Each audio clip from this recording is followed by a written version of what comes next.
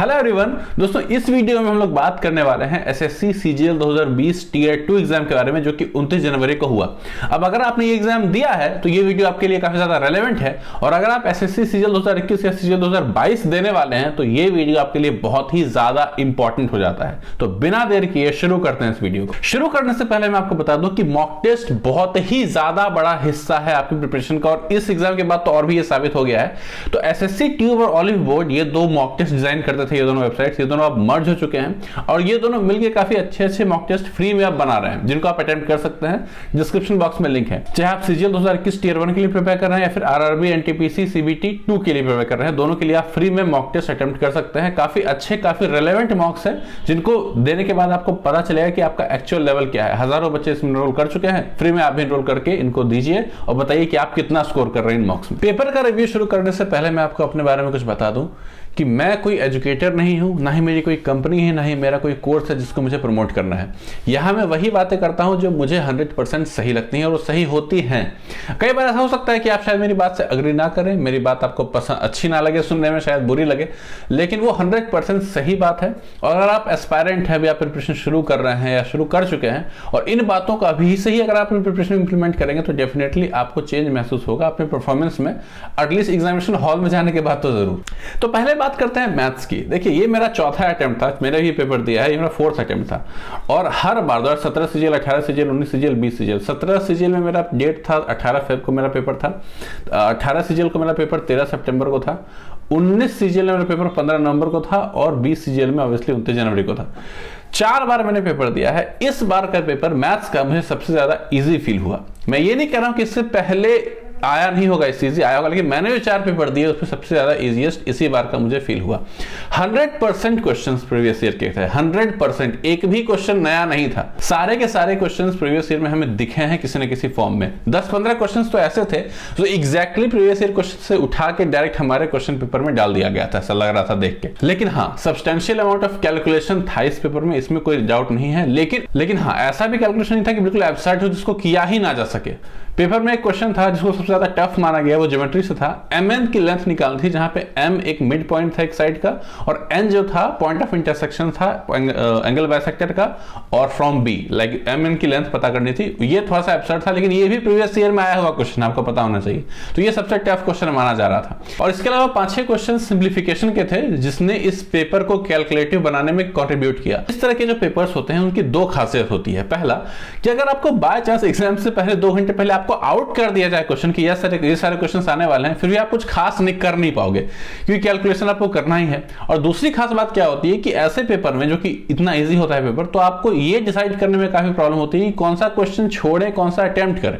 ठीक है, इसमें ये डिसाइड करने में काफी कंफ्यूजन होता है। ऐसा होता है कि आप किसी थोड़े से मुश्किल क्वेश्चन में अटक गए, किसी कैलकुलेटिव क्वेश्चन में अटक गए और आपको बाद में ये रियलाइज हुआ कि 2-3 काफी इजी क्वेश्चंस थे जिसको मैं कर सकता था और मैं नहीं कर पाया, उसको ये फील होता है। तो अगर मैं अच्छे अटेम्प्ट्स की बात करूं तो अगर आपने ऑलमोस्ट 85 क्वेश्चन अगर आपने अटेम्प्ट किए विद 90+% एक्यूरेसी, तो आपका काफी अच्छा अटेम्प्ट है, आप काफी अच्छा स्कोर करोगे मैथ्स में। अब ये बात अलग है कि 95+ अटेम्प्ट करने वालों की संख्या हजारों में होगी इस बार। तो जो लोग एसएससी सीजीएल 2021 के लिए प्रिपेयर कर रहे हैं उनके लिए एक बात मैं यहाँ पे कहना चाहूंगा कि अगर आप किसी एजुकेटर को फॉलो कर रहे हैं रिगरसली, जो चीज मटेरियल दे रहे हैं सॉल्व करने के लिए, उसको आप कर रहे हैं, सारे वीडियोस उनके देख रहे हैं, पूरे दिल से फॉलो कर रहे हैं, तो आपका पेपर कभी बहुत अच्छा नहीं जाएगा। ये मैं लिख के आपको दे सकता हूं। जब तक आप डेली कम से कम 2-3 घंटा मैथ्स खुद से बैठ के प्रैक्टिस नहीं कर रहे हो, आपका मैथ्स बहुत अच्छा नहीं जाएगा, ये पक्की बात है। एसएससी अब बहुत स्मार्ट हो चुका है, इस तरह का पेपर वो जानबूझ के डिजाइन कर रहा है ताकि वो बच्चा जिसने कोई कोर्स नहीं किया है वो भी काफी अच्छा परफॉर्म करे। आपको बस कैलकुलेशन के साथ कंफर्टेबल होना है। अगर आप कंफर्टेबल हो, आपको कोई नहीं रोक पाएगा। यहां पे आप बहुत लोग अप्रोक्सीमेशन का लगाते थे पहले, कि अप्रोक्सीमेटली वैल्यू कैलकुलेट कर लेते थे। अब चेक क्या है कि चारों ऑप्शंस काफी नजदीक रहते हैं। यूनिट डिजिट लगा लेते थे, तो अब क्या है कि एग्जैक्ट वैल्यू नहीं पूछता है, कि क्वेश्चन में अप्रोक्सीमेट वैल्यू पूछ रहा था जो, तो यूनिट डिजिट का कॉन्सेप्ट फेल हो गया। तो इस तरह की चीजें एसएससी कर रहा है ताकि जो स्मार्ट ज्यादा बनते हैं बच्चे वो पीछे रह जाएं, और जो एक्चुअल में अच्छे हैं, जिनको कैलकुलेशन करना पसंद है, कैलकुलेशन आता है और मैथ्स की अंडरस्टैंडिंग है, वही आगे जाए। तो अगर आप ट्रेडिशनली मैथ सॉल्व करते हैं, अगर आपकी एक्यूरेसी ठीक ठाक है, तो आपको कोई दिक्कत नहीं होने वाली है, आप काफी अच्छा स्कोर करने वाले हो इस बार मैथ्स में और आगे भी करोगे जैसा पेपर आएगा। लेकिन एसएससी अपने आप में एक बड़ा प्लेयर है। ऑनेस्टली मैंने भी कुछ हद तक ये गेस किया था कि शायद पेपर थोड़ा टफ आएगा, क्योंकि सिंगल शिफ्ट में पेपर होने वाला है और पहले जब सिंगल शिफ्ट में हुआ करते थे पेपर तो काफी अच्छे स्तर का आता था। लेकिन एसएससी ने पता नहीं क्यों एसएससी को टफ क्वेश्चन सेट करने में प्रॉब्लम है, प्रीवियस ईयर सीधा उठाता है डाल देता है, उसको कोई एफर्ट करना ही नहीं है लिटरली। तो बेहतर है कि एसएससी से बिना कुछ एक्सपेक्ट किए अपना प्रिपरेशन को ही इतना अच्छा बना लें कि आप किसी भी तरह के पेपर के लिए रेजिलिएंट हो जाएं। तो इसलिए पहले से भी कुछ भी प्रिडिक्ट मत कीजिए कि ऐसा क्वेश्चन आएगा वैसा क्वेश्चन आएगा। बेटर है कि आप अपनी प्रिपरेशन पे फोकस कीजिए और अपने मार्क्स को, अपने परफॉर्मेंस को इंप्रूव करने के बारे में सोचिए। अब बात करते हैं इंग्लिश की। तो इंग्लिश जैसा आता है हर बार एग्जैक्टली वैसा ही था, काफी इजी। लेकिन एक सेक्शन था जो है क्लोज टेस्ट, जो उसमें कंफ्यूजन था, जिसको अटेम्प्ट करने में आप 100% श्योरिटी के साथ नहीं कह सकते हो कि हाँ ये मैंने टिक किया है यही सही है।